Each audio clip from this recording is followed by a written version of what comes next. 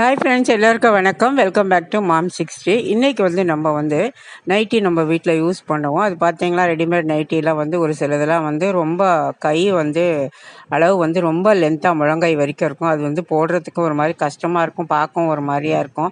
இப்போ சம்மருக்காக நம்ம போடுறோம், ஒரு கம்ஃபர்டபுளாக இருக்காது, அது ஒரு மாதிரி இரிட்டேஷனாக இருக்கும். அதை நம்ம விருப்பப்படுறவங்க எப்படி அந்த சின்ன கையாக மாற்றி போட்டுக்கலாம் அப்படிங்கிறது தான் காமிக்க போகிறேன். அதுவும் இல்லாமல் மிஷினில் நம்ம தைக்க கொடுப்போம், மிஷின் இருக்கவங்க தைச்சிக்குவாங்க. பட் தெரியாதவங்க இல்லாதவங்க கடையில் கொடுத்தா தைப்பாங்க. அது நம்ம வீட்டில் ஈஸியாக ஒரு 10 நிமிஷத்தில் தைச்சிடலாம் அப்படிங்கிறதா தெரியாதவங்களுக்காக தான் இந்த பதிவு. அதை விட முக்கியமாக பார்த்தீங்கன்னா, வயசானவங்க நூல் கோக்க சிரமப்படுவாங்க. அவங்களுக்கும் கண்ணு கொஞ்சம் டிஃபெக்ட் இருக்கவங்க ரொம்ப ஈஸியாக நூல் எப்படி ஊசியில் கோக்கலாம் அப்படின்ற மெத்தடையே நான் சொல்லிக் கொடுக்க போகிறேன். வாங்க, அது எப்படி நம்ம ஊசியில் நூல் கோக்கலாம், நைட்டி எப்படி ஷார்ட்டாக அந்த கையை இப்போ பார்த்தீங்களா, நான் நைட்டி எடுத்திருக்கேன். நைட்டி பார்த்தீங்களா லென்த்தாக இருக்குது கை, அதாவது முழங்கை வரைக்கும் வருதுன்னு வச்சுக்கோங்களேன். அது ஒரு மாதிரி கஷ்டமாக இருக்கும் போடுறதுக்கு. இதை நான் எப்போயுமே கட் பண்ணிவிட்டு தைச்சிருவேன். மிஷின் ரிப்பேர் ஆகிருக்கு, அதனால் இப்போ நான் கையிலே தான் தைக்க போகிறேன். அதுக்கு ஒரு ஈஸியாக எப்படி நம்ம நூல் கோக்கிறதுங்கிறதையும் காட்ட போகிறேன். அது கூட இதை வெட்டி எப்படி தைக்கலாம் கையிலே ரொம்ப ஈஸி அப்படிங்கிறதையும் நான் இப்போ காமிக்கிறேன். இப்போ எனக்கு உங்களுக்கு எந்த அளவுக்கு வேணுமோ அந்த அளவுக்கு நீங்கள் கட் பண்ணி எடுத்துக்கலாம். இது நான் எதுக்கு காட்டுறேன்னு பார்த்தீங்கன்னா, ஒரு சிலர் ஹைட் கம்மியாக இருப்பாங்க, அவங்களுக்கெல்லாம் கை இன்னுமே நீளமாக வரும், ஒரு பார்க்க அசிங்கமாக இருக்கும், ஒரு மாதிரி நல்லா இருக்காது, கஷ்டமாக இருக்கும் போடும்போது. அது வேறு ஒரு விஷயம், அசிங்கமாக இருக்கிறது ஒரு பக்கம் இல்லாமல் ஒரு மாதிரி இரிட்டேஷனாக இருக்கும். அது இப்போ ஒரு ட்ரெஸ்ஸு அப்படிங்கிறது கூட நம்மளுக்கு கம்ஃபர்டபுளாக இருந்தால் தான் நம்ம அது வேர் பண்ண முடியும் இல்லையா. இப்போ நான் ரொம்ப வருஷமாகவே கட் பண்ணி தான், நாங்கள் குள்ளாலாம் கிடையாது, இருந்தாலுமே அவ்வளோ நீட்டு கை பிடிக்காது எனக்கு, அதனால் நாங்கள் கட் பண்ணி தான் போடுவேன். இப்போ எந்த அளவுக்கு வெட்டிக்கலாம் அப்படிங்கிறத பார்க்கலாம். நான் கிட்டத்தட்ட ஒரு 3 இன்ச்சுக்கு வெட்டிக்க போகிறேன். நீங்கள் மார்க் பண்ணிக்கோங்க எதுலையாவது. நான் அப்படியே ஒரு தோராயமாக வெட்டிக்கிறேன். அதுவுமே கொஞ்சம் இந்த பார்த்தீங்கன்னா அண்டர்ஆர்ம்ஸ் கிட்ட பார்த்தீங்கன்னா ரொம்ப நெருக்கமாக இருக்கும். அதுக்கு என்ன பண்ணணும், நம்ம கொஞ்சம் கீழ்க்கு இப்படி தான் வெட்டணும், கிராஸாக வெட்டிக்கணும் இப்படி. அப்போ தான் இல்லைன்னா இங்கே ஃபுல்லாகவே கீழே அடியில் தெரிய ஆரம்பிச்சு. ஏன்னா மேலே எவ்வளோ நம்ம லென்த்தை குறைக்கிறோமோ கீழேயும் குறைக்கும் போது அதே அளவுக்கு ரொம்ப கீழே அண்டர்ஆர்ம்ஸ்லாம் தெரியுற மாதிரி இருக்கும். அதனால நீங்கள் என்ன பண்ணணும், இங்கே மட்டும் கொஞ்சம் எக்ஸ்ட்ராவாக விட்டுக்கிட்டு கீழே கத்திரி சரியில் எனக்கு அப்படியே வெட்டி நான் ஒரு 3 இன்ச்சுக்கு மேலேருந்து 3 இன்ச்சு கீழே வரப்போ 2 இன்ச்சு இருந்தால் போதும். அந்த அண்டர்ஆர்ம்ஸ் கிட்ட இருக்கும்போது நான் வெட்டிட்டு காட்டுறோம். கத்திரி சரியில்லை எனக்கு. பார்த்தீங்களா, இப்போ கட் பண்ணிட்டேன். இது கையோட இது இந்த பக்கம் பார்த்தீங்களா தெரியுதா உங்களுக்கு. இங்கே 3 இன்ச்சு வெட்டிட்டு இந்த அண்டர்ஆர்ம்ஸ் கிட்ட வரும்போது பார்த்தீங்கன்னா ஒரு 1.5 இன்ச்சு தான் வச்சுருக்கேன். அப்படியே கிராஸாக கட் பண்ணி வரும்போது நம்மளுக்கு இப்படி வரும். இப்போ நம்ம இதை மடித்து நம்ம தைச்சிக்க போகிறோம். இப்போ இதை அப்படியே மடித்து வச்சு அந்த 2 கை வெட்டிடணும். இப்போ 2 கையுமே இந்த மாதிரி வெட்டிட்டேன். உங்களுக்கு இவ்வளோ கம்மி வேணாம்னா நீங்கள் வெட்டிக்கோங்க. இப்போ ஃபுல்லாக இப்போ ஜாயிண்ட்டாக இருக்கும்ல, இப்போ கொஞ்சம் இங்கே பிரித்து விட்டுப்போம். பிரித்து விட்டுக்கிட்டு இப்போ வயசானவங்கலாம் நூல் கோக்குறதுனா ரொம்ப கஷ்டமாக இருக்கும், கண்ணு கொஞ்சம் கஷ்டமாக இருக்கும், இல்லை கண் டிஃபெக்ட் இருக்கும் உங்களுக்கு. அதுக்கு ரொம்ப ஈஸியான ஒரு மெத்தடை நான் சொல்லித்தரேன். அந்த நூல் கோக்கிறதுக்குன்னு ஒன்று விற்கிறாங்க, அது வேணாலும் நீங்கள் யூஸ் பண்ணிக்கலாம். சப்போஸ் அது இல்லை என்ன பண்ணுறதுன்னா, இது கோக்கிறதுனா ரொம்ப பெரும்பாடாக இருக்கும். அது ஒரு நல்ல ஒரு ஐடியா. இது ஈஸியாக கோத்துலாம் எல்லாரும். இப்படி நூல் எடுத்துக்கோங்க. எடுத்துக்கிட்டு நம்ம உள்ளங்கை இப்படி வச்சுக்கிட்டு, ஒரு வெளிச்சம் இல்லை எனக்கு வேறு, எனக்கு கண்ணு அதுக்கு மேலே தான் இருக்குது, ஆப்ரேஷன் பண்ண கண்ணு தான், இருந்தாலும் வெளிச்சம் தான் கொஞ்சம் கரெக்டாக இருக்கும். லைட் வெளிச்சம்லாம் செட் ஆகுதில்லை, அது சூரிய வெளிச்சத்தில் தான் நல்லாவே கோக்க வரும். மறந்தே போயிட்டேன். இப்படி இந்த உள்ளங்கையை இப்படி வச்சுக்கிட்டு இந்த நூலை இப்படி வச்சுக்கோங்க. இந்த இது இருக்குது பார்த்தீங்களா, இந்த மேடாக இருக்குது பார்த்தீங்களா, இந்த மேடான இடத்துல அப்படி வச்சுக்கிட்டு இந்த ஃபேன் ஓடிட்டுருக்குது எனக்கு இங்கே மேலே. இப்போ இந்த ஊசியை கரெக்டாக அந்த ஹோல் இருக்குது பற்றி, அந்த ஹோலை நம்ம ஸ்கின் மேலே படுற மாதிரி பட்டையாக வச்சுக்கோங்க. அது நீட்டு ஹோலை பார்த்து தெரியுதா உங்களுக்கு பாருங்கள். ஃபேன் வேறு ஓடு. இப்படி வச்சுக்கிட்டு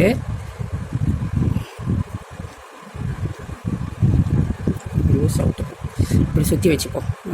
இப்படி வச்சுக்கிட்டு இந்த இடம் இருக்குது பார்த்தீங்களா, இந்த இடத்துல வச்சுக்கிட்டு இந்த ஊசியை இப்படி வச்சு நல்லா இப்படி அழுத்தி எடுத்திங்கன்னா அதில் மாட்டிடும். தெரியுதா உங்களுக்கு தெரியல.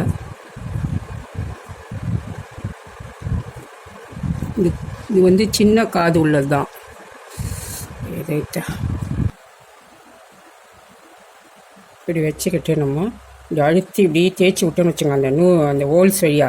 இப்போ உங்களுக்கு தெரியுதா என்னன்னு தெரியலைங்க பார்த்தீங்களா, நான் சரியாக காட்டலையோ. இப்படி பாருங்க, தெரியுதா உங்களுக்கு, வெளியே வந்திருக்கு பாருங்கள் சந்தில். அவ்வளோதான், எவ்வளோ ஈஸியாக கோத்துட்டோம் பாருங்கள்.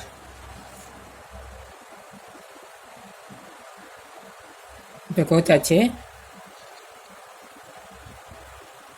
இது ரொம்ப சுலபம் இது கோக்கிறது. இப்போ நான் இன்னொரு முறை காட்டுறேன் உங்களுக்கு.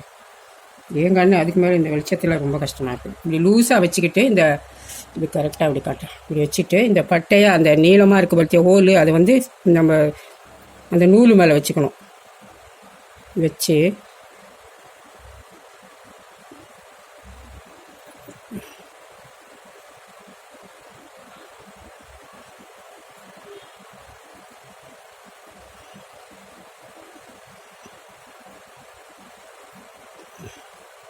வந்துருச்சு பார்த்தீங்களா?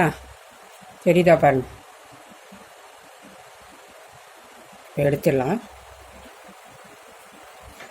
அவ்வளோதான். இங்கே பாருங்கள், தெரியுதா ஊசி நூல் கோத்துருக்கிறது? இவ்வளோ மெலிசு காது இருந்தாலும் இந்த மாதிரி நீங்கள் கோத்துக்கலாம். வயசானவங்க வயசானவங்களுக்கும் அதுவுமே கண்டு தெரியணும் தான்.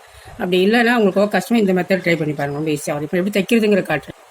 தெரியாதவங்களுக்காக தான் இது. நான் ஏன்னா மிஷின் இருக்குது. மிஷின் இல்லாதவங்க வீட்டில் வந்து சில பேர் யங்ஸ்டர்ஸ் தைக்க தெரியாது. கொஞ்சம் ரெட்டையாக போட்டு முடிச்சு போட்டுக்கோங்க. இப்போ நம்ம வந்து என்ன செய்ய போனால் கெட்டி தையல் மாதிரி போட போகிறோம். கெட்டி தையல்னா ஸ்ட்ராங்காக அந்த மிஷின் தையல் மாதிரியே நம்மளுக்கு விடும், தைக்க முடியும் நம்ம கையிலேயே. அதை தான் இப்போ நான் காட்ட போகிறேன். இப்போ இது பார்த்தீங்க சொன்ன பார்த்தீங்களா? இந்த இடத்த வந்து நம்ம அப்படியே லைட்டாக இந்த நூலை பிச்சுட்டு கொஞ்சம் ஓப்பன் பண்ணிக்கணும். கீழ் பாகத்தை நம்ம ஓப்பன் பண்ணி வச்சுருக்கோம். காட்டுறேன். இந்த அளவுக்கு ஓப்பன் பண்ணிவிட்டு நம்ம மடிச்சிக்க வேண்டியது தான். முதல்ல ஒரு மடி சின்னதாக மடிச்சுட்டு அதுக்கப்புறம் ஒரு 1/4 இன்ச்சும் குறைவாக மடித்து அதுக்கடுத்து மடிப்பை வந்து கொஞ்சம் பெருசாக மடிக்கணும். அவ்வளோதான். இப்படி மடிச்சுட்டு ஃபஸ்ட்டு இங்கே வந்து ஜாயின் பண்ணுவோம் லாஸ்ட்டில். அதனால் இங்கே கொஞ்சம் விட்டுட்டு நம்ம தைக்க ஆரம்பிச்சிக்கலாம். கையில் இப்படி போட்டுட்டு கீழே வந்து திரும்ப ஒரு முறை இப்படி போட்டிங்கன்னா நாட்டு விழுந்துடும்.